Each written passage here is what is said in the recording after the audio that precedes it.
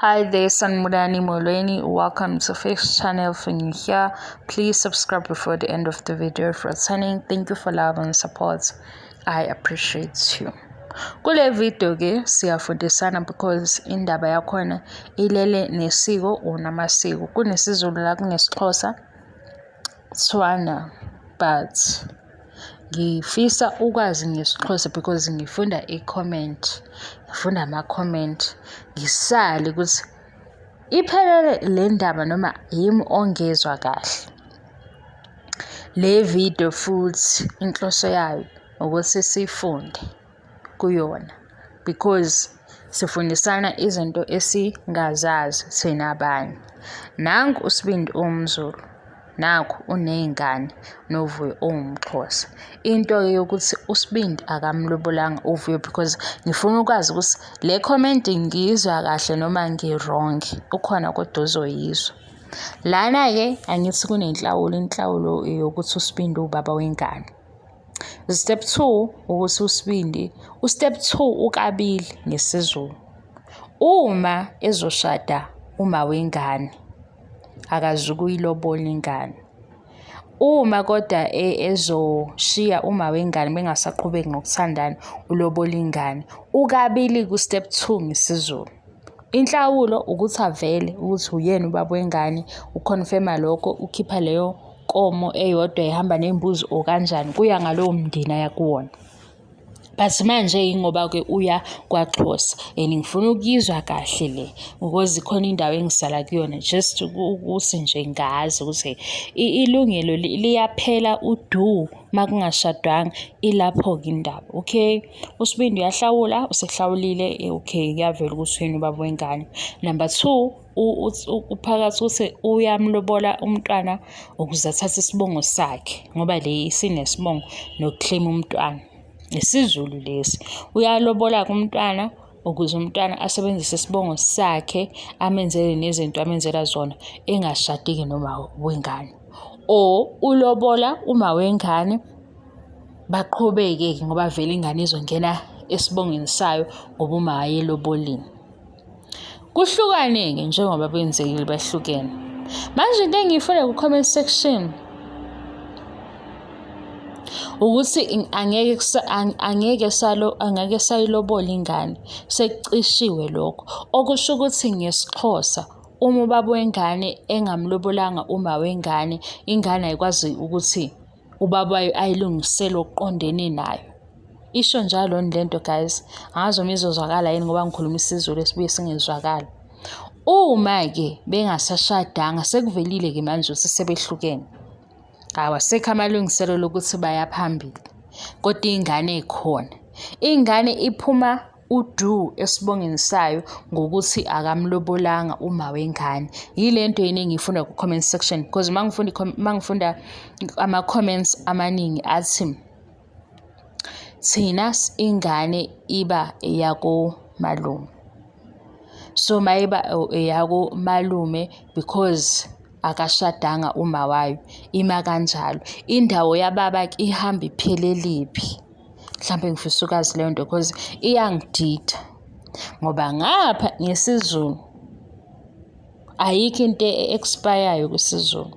KwisiZulu ingane izolungisela izinto zayo, yenzele ubaba wayo lezi ezidinga ubaba wayo. Makufanele ukuthi akhokhe, kufanele aqhubeke kwenze lokho uma eyimisele ngokwenza lokho. Kodwa mayengakwenzi-ke ubaba wengane ekhona bayakwenza komalume. Kodwa ngesiZulu ayikho into ezothi ngoba anishadanga asisakuthatha ukuthi asisakuvuma ukuthi njengoba sibona kwenzeka kompilo nakosini. Ngifuna ukwazi leyo phathi futhi nizwe kahle le video, akusiyo ukuthi nixabane kanjani, yokuthi ngiyizwisise. Isibongo sisala ngesikhathi kusala uma wengane, mhlawumbe le iseduzane. Ukuthi kube nesibongo sokuthi ulungisa ukuthi ngikhokha iy'nkomo eziwu-6, isibonelo. Uma ingane ilotsholwa ngey'nkomo eziwu-6, ngikhokha iy'nkomo eziwu-6 manje ukuze-ke afake isiphandla sakabani, sakababa wakhe sakubo.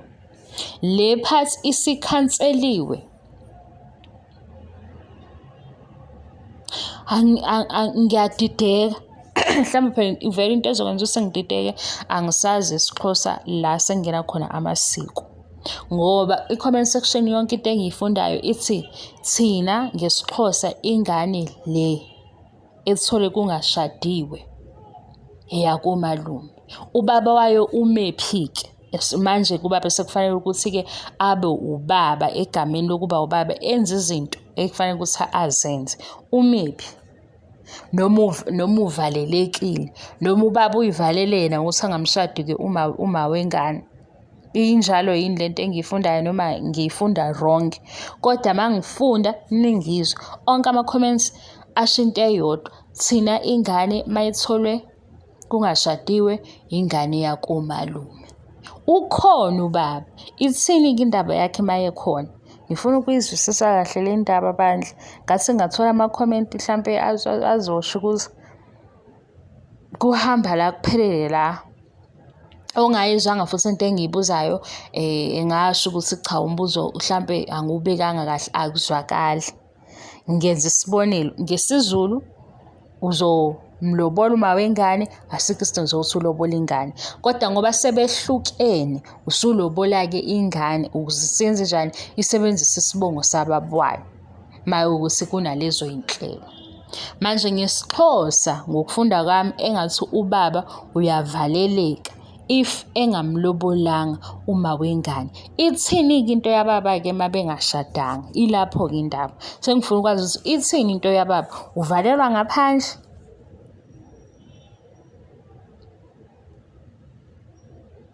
Ya ngizothi uvalelwa ngaphandle ngoba phela ubaba.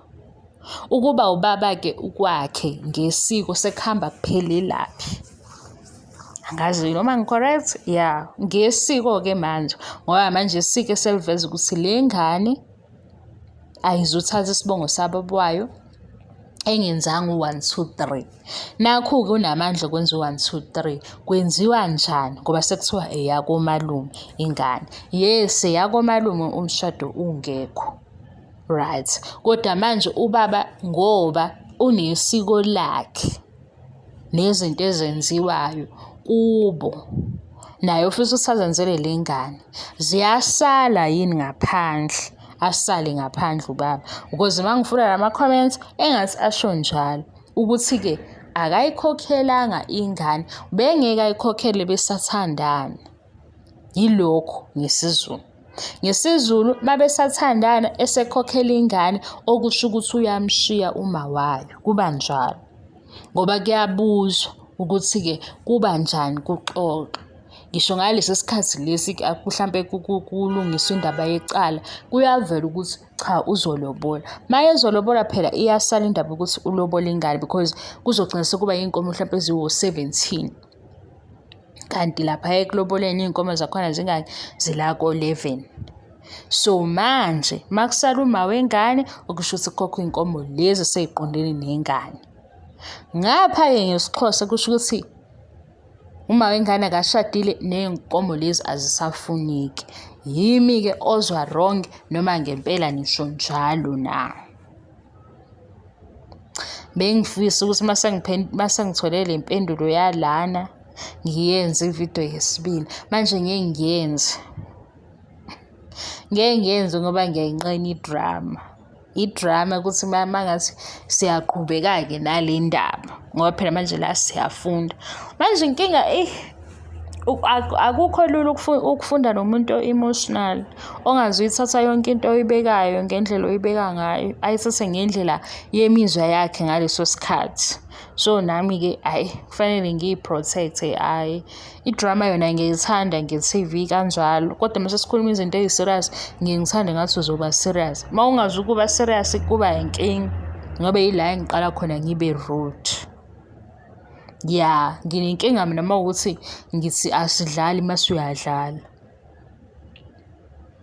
Ngiyazi ukuthi kuzoba nani kuzoba nobuxoki ngoba isikhathi esiningi ngihleza ngihleka nginjani kodwa mase ngisasidlali mase uyadlala. Kanti wena usudlalelani singasadlali? Ya, ngicela ukubuza-ke ubaba usalaphi ukuze mhlambe nabanye bazi ngoba kungenzeka ukuthi khona omunye oxakekile ongazi ukuthi inkinga iphi ulungisaphi mhlambe vele akudingeki ukuthi angazi ngenzela ukuthi kodwa kube i-information la esinayo seyazi yephelele, because kuyibamba ku-comment section ngizwe into eyodwa. Manje ku-comment section angazi noma iyiqiniso ngilento engizwayo noma yimi ofundayo, because into oyifunda phansi noyikhulumayo ayifani, kodwa phansi mhlawumbe abawu-20 sengifunde kubona ama-comment bathini, bathi le ngane isele komalume, thina komalume sizoyenzela 1 2 3, okusho ukuthi ubaba akasangeni ndawo. Ukhona kodwa ubaba wengane yena uthini, ingane ithini? Hayi, anguvale lo mbuzo, mhlawumbe uzozwakala kodwa angazi noma ngiyazwakala yini noma akuzwakali. Nakho nje lokho engikubeka ngokucaca, ngoba nangu uSbindi nangu uVuyo sinesibonelo sabo ukuthi-ke ingane uma wayo uwumXhosa, uwabayo uwumZulu, amaZulu aba nesiko lawo, amaXhosa aba nesiko lawo. Manje ingane yona iphathi nendawo. Mangasenzeki-ke ukuthi kunomshado ayafake amasiko esiZulu kule ngane, noma ubaba wayo ewumZulu, noma kubaba wayo efisa-ke ukuyenzela ngokwesibongo sayo, kuyafa lokho ngoba uma wayo akashadanga. Okusho ukuthi ngesiXhosa ingane yenzelwa kubo uma wayo eshadile kuphela, ngoba phela manje ngesiZulu ngoba ubaba ewumZulu angeke alobole ingane besathandana noma wayo, ngoba phela lokho kusho ukuthi akasaqhubeki noma wengane, ngoba ngeke akhokhe iy'nkomo eziko-20 ebelobola or eziko-17. Ngase ile nto iyazwakala. Angithi ilobolo lona liba ney'nkomo eziba la ko-11 kaphezulu. Ingane-ke shuthi mayilotsholwa kuzoba ukuthi umfana noma intombazane. Manje mayiselobola ingane ezinye iy'nkomo lezi eseyiqondene nengane, kodwa ukuphuma kulezi iy'nkomo ey'qondene nengane, lezi iy'nkomo zisho ukuthi akasaqhubeki noma wengane. Kume-ke lapho, because u-step number 2, ngithe u-step number 2 wesiZulu ukabili, ulobola uma wengane noma uthatha ingane yakho uyifake kwisibongo sakho. Uma uyithatha uyifake kwisibongo sakho uyayilobola noma ukhokhe lezi zinto lezi ey'shoyo ukuthi ulobola ingane, uthenga ingane, uclaim ingane. So sizama ukubamba-ke leyo part.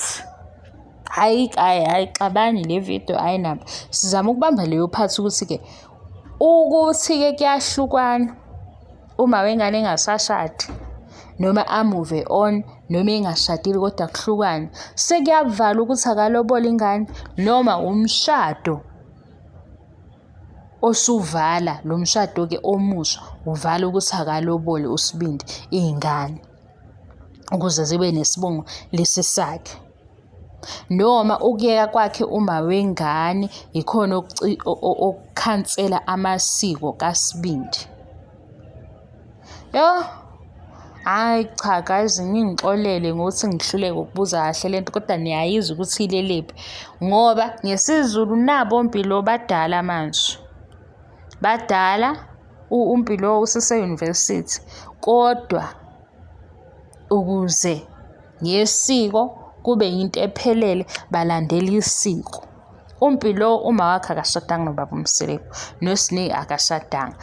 Ngikhuluma-ke nalabo abakholelwa kumasiko futhi guys, ningaze nithi hey abanye abenzelanga yonke lento bangaba nankinga. Sengikhuluma ngalaba abenza lezi zinto engiy'balayo. Kuba kanjani-ke? Ngiyaxolisa nje ngevidiyo ephithaphithene, kodwa indaba ilapho ukuthi uma sekuthiwa okamalume umntwana, ubaba usala kuphi? Yebo. Thank you so much for your love and support. Ngiyabonga, ngiqede. Bye.